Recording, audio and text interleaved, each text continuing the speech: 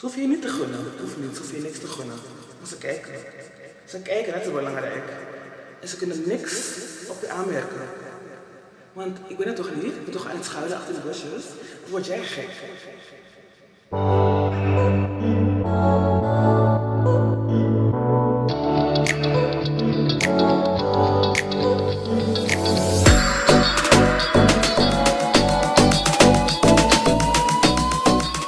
You're not ugly, you're just not white. You see, race is an important factor in dating and it's often overlooked. If you're not a white man, you have to put in a little bit more effort into your appearance and you're overall not going to see the same success that an equally attractive white man would. That's because the world revolves around Eurocentric beauty standards and there's a hierarchy when it comes to race and dating. So if you're not a white man, more than likely you'll have something called niche appeal, meaning that you only appeal to certain types of women who are into your certain race due to their upbringing, due to their network, due to their influence in media, and a lot of other reasons. But though everybody has preferences, you'll start to realize the more you improve all areas of your life, you'll start to become everybody's exception. Trust me, I've heard it a million times. I don't normally like black men, but you're different.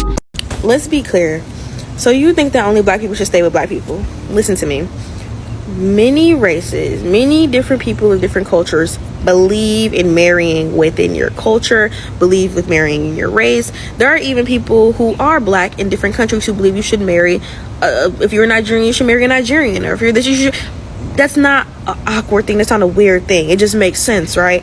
And it helps build communities when you marry within your own race or your own culture. However, we are in a mixing pot. People marry out. There's nothing wrong with marrying who we want to marry. That's a good thing. However, are you doing it for love or are you doing it for alternative reason?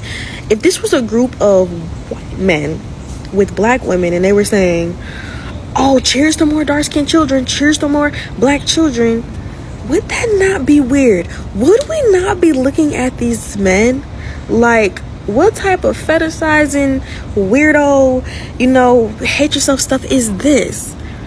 Like, it's not good no matter what color the men are. It's weird. And these men and these women, these non-black women should question, why is this man with me if it's to have these light-skinned children? And it doesn't even make sense to say cheers to more light-skinned children, because just because you have a child with a non-black person does not mean your child will be light-skinned. Some mixed people are dark-skinned. They come in all different colors. We're black, right? And their fathers are black. So it just feels awkward to say that, and it feels very unsettling to say something like that. You have black men or black women who marry for love, and you can tell, like, for instance, that one couple, Spice and Rice, I think is their name. I could tell he married that Asian woman because he completely loves her. They've spoken about it. They've talked about it. He has no ill intent towards black women. He don't care about that. He didn't marry her to have this mixed child. He loved that woman, and everything that comes from that marriage is beautiful, right? But then you have these men like this in this video who clearly didn't marry for love, but married for alternative, weird reasons, or dated or had children with these women, not because of love, but because of some other mental thing.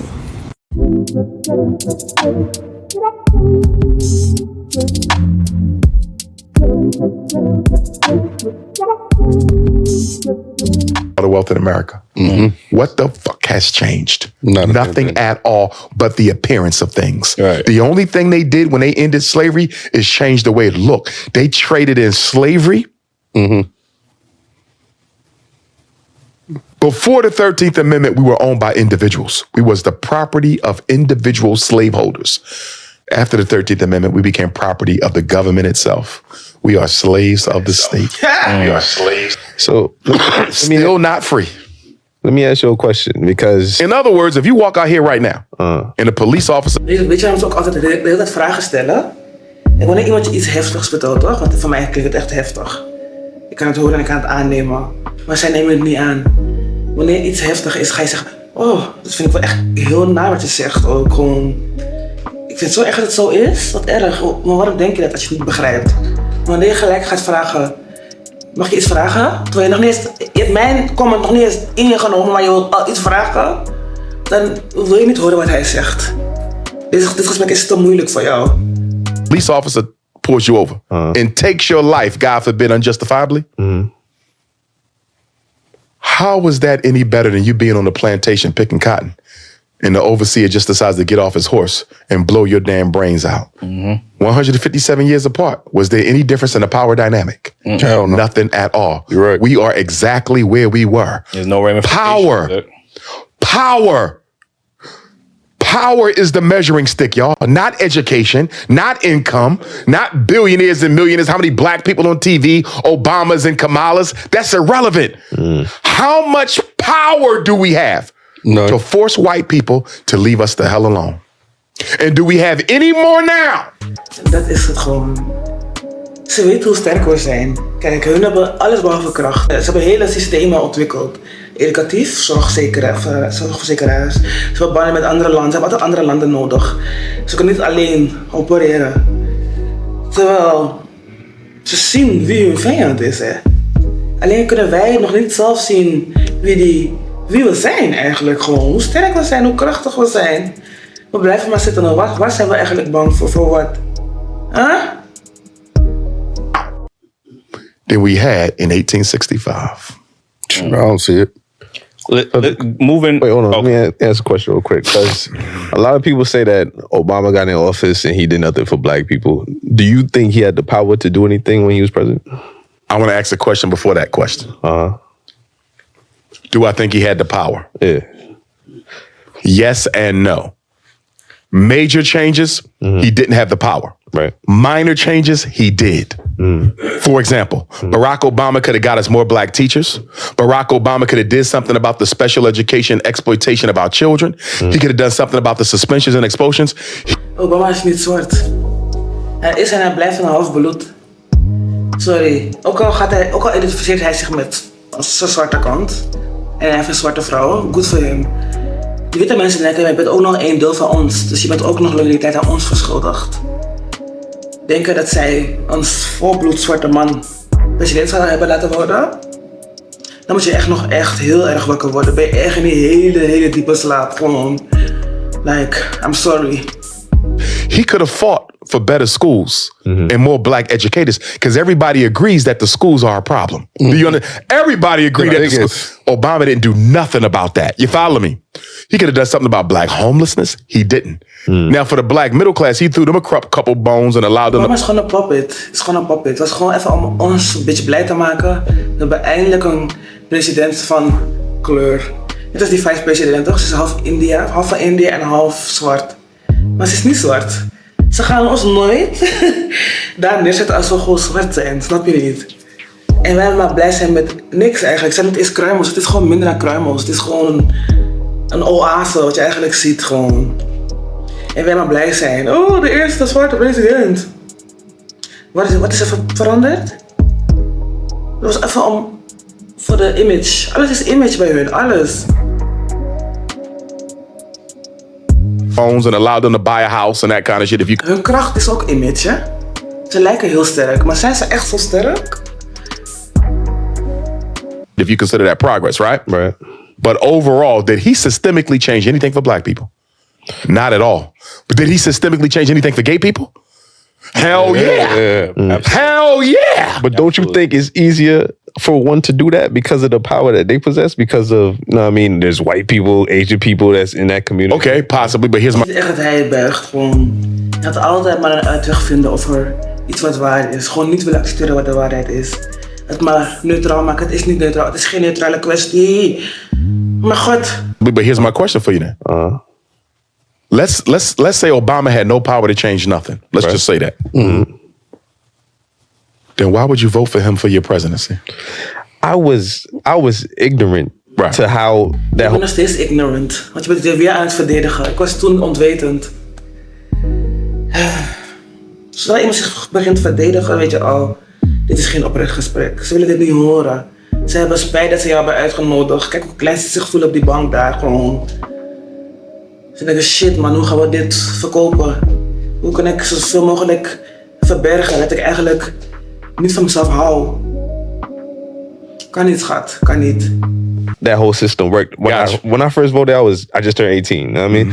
So as I'm learning more, I realized that it goes through a vote and you need certain seats, people in these seats to push bills through. he didn't have that. Even Biden now, where we voted in these seats, he's still not doing nothing for black people. But you know what the difference is? Presidents have executive privilege. Barack Obama could have signed executive orders. Hoe kan je dat vergelijken? Een witte man zijn macht en een zwarte man zijn macht. In andere woorden, Obama heeft gedaan voor ons, terwijl niks veranderd is. Net zo goed als dat Biden zijn best heeft gedaan voor ons. Maar Biden is een witte man, snap je? Bij hem is het gewoon... Je kan het verwachten, je weet dat het niet gaat veranderen. Dat moet wel heel erg dromerig zijn. Maar bij Obama hebben ze het gebracht alsof hij degene gaat zijn die de wereld gaat veranderen. Omdat hij half zwart is. What have you changed gewoon? Weet je wat ik grappig vind? Hoe is Obama eigenlijk president geworden? Als je kijkt naar de populatie in Amerika, volgens mij zijn er meer witte mensen dan zwarte mensen. Hoezo heeft de meerderheid opeens voor hem gestemd? Why? Terwijl voor die tijd waren allemaal witte presidenten. Is hij gekozen of is hij gewoon een puppet? To do things for black people that he did not do. Remember, Biden gave the Asians an executive order before Congress gave them a law. He gave the Native Americans an executive order before Congress gave them the law. You follow what I'm saying? Donald Trump gave the Hispanics, the Latinos, an executive order before. You understand? Obama could have used the power of his pen. And here's my one thing against Barack Obama. My one thing. Weet je wat het is? Ik neem hem niet eens iets kwalijk gewoon. Want ik zie dat dit gewoon een spirituele gevecht is en niet menselijk. Hij is gewoon gebruikt en hij dacht misschien ook zelf dat hij invloed had. Heeft hij niet, maar hij is gewoon gebruikt. Wat hij kon heeft hij niet gedaan. Biden gave the Asians an executive order before Congress gave them a law. He gave the Native Americans an executive order. Ze willen ons niks geven. Heb je het nog steeds niet hoor. Als wij niet krachtig waren toch en powerful en mentaal sterk, waarom zouden ze ons dan zo erg dingen misgunnen en al die andere volken wel? Ik heb zoiets als iemand aan mij gelijk is toch en ik vertrouw je, ik heb respect voor je en ik weet dat we kunnen elkaar vertrouwen. Ik ben niet per se bang voor je. Dan ga ik eigenlijk, wat ga ik doen? Niks gewoon. Ik respecteer jou gewoon. Waarom zou ik jou willen kwetsen? Als ik weet dat we gelijk aan elkaar zijn. Waarom zou ik jou willen onderdrukken? Als ik sowieso een man ben en jij een vrouw bijvoorbeeld. Of waarom zou ik jou willen onderdrukken? Als ik weet dat we allebei gelijk aan elkaar zijn, gelijkwaardig aan elkaar. Why? Dit is gewoon die mensen pesten op school. Ik heb het ook meegemaakt. Heb je een pester en dan wordt een kind gepest. En ik neem dit kind dat gaat pest wat helemaal niet kwalijk, want ik was ook dat kind. En dan bijvoorbeeld schreef je de vreemde pest. Iemand komt zeggen tegen, ik zeg tegen iemand van hey, diegene pest mij. Diegene, hè? Hij? Hoe dan? Hij is sterk omdat hij mensen om zich heen verzamelt. Omdat hij weet, als hij alleen is met diegene die hij pest, en diegene die hij pest wordt echt een keer boos, dan is hij er geweest. Zij heeft die mensen nodig. My one thing, you're right. I'm not going to slight him for not changing anything. I'm going to slight him for not even trying. Do you see the difference? Definitely. Yeah. You the president of student government at college. You didn't get nothing done. But guess what, brother? I salute you because I saw you fight for me. Dat is het gewoon, dat is het. Hij staat de spijker op zijn fucking kop gewoon. Het gaat niet om wat je te bereiken hebt. Het gaat daar niet om. Het feit dat je het niet wilt proberen, zegt hij mij al van, wil je wel daar komen? Ben je wel sterk genoeg? Geloof je in je kracht? Want als je zo denkt, toch? Je denkt van, je zit alleen maar obstakels op de weg. Ik ga jou niet helpen wanneer je iets nodig hebt, sorry. Want wanneer ik hulp nodig heb, ga je op mij de grond inpraten, want je zit alleen maar obstakels op de weg. Of wanneer ik ergens boven ben, of probeer ergens boven te komen, ga je mij naar beneden trekken, want je denkt, nee, dat gaat je niet lukken. Omdat jij ook niet in je fucking zelf gelooft. Snap ik bedoel? You feel me? You didn't get nothing done, but I saw you fight for me. Every time I turn on the television, Barack Obama talking about home. We have to try. Weet je waarom? Onze jongeren kijken naar ons. Wij moeten het goede voorbeeld geven. Als wij het alleen maar proberen, gaan zij het proberen en ze gaan slagen. Snap wat ik bedoel? Of misschien een generatie na hun. Hun zien hun weer proberen met nog meer resultaat. Gaan hun het ook weer proberen. En zo gaat het steeds. Als we niet proberen, hoe komen we hieruit? Hoe? Obama talking about homosexuals. Like they're the only people in the country. That's all he talked about. Middle class white people, homosexuals, women and immigrants. That's all he cared about. Black people got no attention from him. But that's why the white man put him in there. When Obama was running for office, I'm one of the only scholars of public stature that said when he's done, we're going to be worse off than we was before he got in there. You go to I did a lecture at Black and Nobel Bookstore in Philadelphia. It's on YouTube. Go watch it. People still watch it now. They say, Dr. Umar, everything you said in the Obama, and this is why he was running. Everything you said about him, it has all come to pass. En dit bedoel ik toch? Je wil mij nu misschien afvallen en denken, ja, je lult. Laten we over een paar jaar terugkomen op dit onderwerp. Pass. Why? I'm not no genius, but what I do know is every time we get elected officials, the condition of black people gets worse. It never gets better.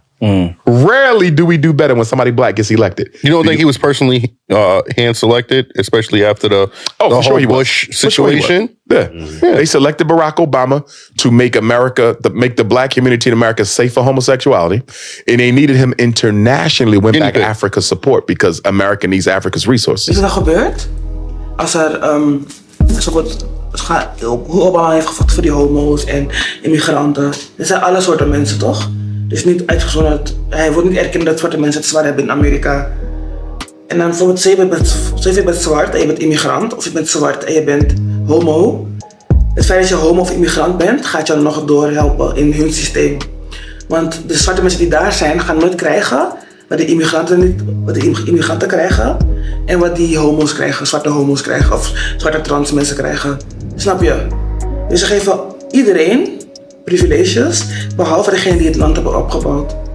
Ook al ben je zwart en kom je uit Afrika, heb je een voorrecht op de mensen die daar geboren zijn, die zwarte mensen die daar geboren zijn, die Amerika hebben geholpen om het land op te bouwen. Die niet eens geholpen, gewoon, ze hebben alleen hoe mij nou geholpen? Hun hebben ons geholpen om het land op te bouwen. Precies. So he was a stooge and a puppet. He knows it, but he did it willingly. You know, I'm sure he has trouble sleeping at night sometimes. You know what I'm saying? But my point again, if he has no power, and if you claim your vote, see, both things can't be true. Either your vote is important, or Obama should have never been elected because he ain't got the power to do nothing. You see that? You can't have a vote. You can't say my vote. Of je stem is heel belangrijk, of Obama had niet president moeten worden als hij nu niks heeft gedaan. Dat zou je dat moeten kunnen toegeven achteraf. Dat of jouw stem heeft niks uitgemaakt, maar je denkt dat je toch wel invloed hebt op het Witte Huis. Of je gaat accepteren dat jouw stem niks waard is. En dat Obama nooit president had moeten worden. It's either way, gewoon. And say my vote means everything to me, but I'm gonna use it on a man who can't do anything for me. It can't be both ways. Precies, en het feit dat hij zo denkt, zegt aan hoe weinig hij van zichzelf houdt. Hoe eigenlijk een hekel hij heeft aan zichzelf en aan zijn mensen, gewoon. Maar dan, heb je dan bestaansrecht in deze wereld? I'm gonna be honest with you. And I don't blame Barack Obama. To his credit, he never said he would do nothing for black people. Do you understand me? Face value. When Jesse Jackson ran for president, 84, 88, he said he would do something for black people. When Al Sharpton ran, he said he would do something for black people. When Barack Obama ran, he made sure he didn't mention black people. Dit is zo goed. Zeg maar, alle zwarte mannen die probeerden om president van Amerika te worden, beloofden in hun plan dat ze iets voor zwarte mensen zouden doen. En daarom zijn ze geen president geworden. Maar Obama heeft het expres niet genoemd. En hij is wel president geworden. Witte mensen willen eerst zeker weten dat je hun resources niet gaat gebruiken voor je eigen community. Want als je dat wel gaat doen, ga je niet helpen. Dan ga je onderaan. Als je het gevoel hebt dat je onderaan staat, toch een zwart persoon, is niet erg. Is helemaal niet erg. Waarom niet? Omdat onderaan de sterkste mensen zijn. En wanneer je gaat doorhebben wat jouw kracht is, niemand gaat je stoppen. Niemand gaat je stoppen. Niet eens je eigen mensen. People. Even in his presidential address, he wouldn't even mention Dr. King by name. He just said a preacher from Georgia. He wouldn't even say his name. Obama stayed as far away from black issues as possible. So to his credit, he didn't lie to us. We projected onto him. We hebben geprojecteerd. Ik ook hoor, toen de tijd. Ik was heel blij. En eigenlijk niet. Ik was niet blij. Ik was meer zoiets van... Dan doen mensen zo overdreven. Het is gewoon een man. Toen hij werd gekozen. Het is gewoon een zwarte... Het is gewoon een man. Omdat hij nu de helft zwart is het nu opeens bijzonder. Hoezo moeten we daar nu over juichen? Over een kruimel. Zie ik nu achteraf. Hij heeft niet eens... En dat is het ook, hè. Zo zie je hoeveel pijn wij hebben, wij zwarte mensen. Waarom? Zodra wij iemand zien die op ons lijkt, als het maar een klein beetje, hebben we weer hoop van oké, het komt beter. En al die tijd hebben we dus niet door dat die kracht niet bij diegene ligt, het ligt bij ons. Wij hebben die kracht. Wij moeten in onze kracht gaan staan. Mensen, echt. Het doet me verdriet om dit te lezen, te horen. Ik vind het echt heel erg. To him. This messianic complex that's failed us. Because guess what? You know what? Do you think Joe Biden would have ignored black people if we didn't let Obama do it for 8 years? Do you think Donald Trump would have ignored black people if we didn't let Obama do it for 4 years, for 8 years? You will never get another president's attention anymore.